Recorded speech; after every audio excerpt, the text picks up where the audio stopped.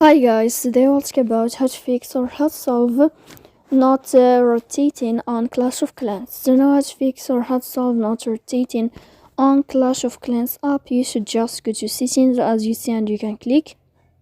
After that you can click on apps, default apps, app settings.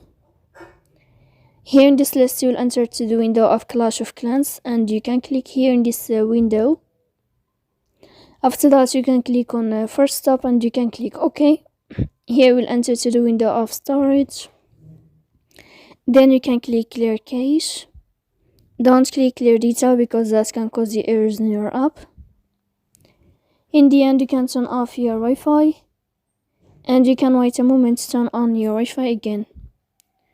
So please don't forget to support us by like and subscribe.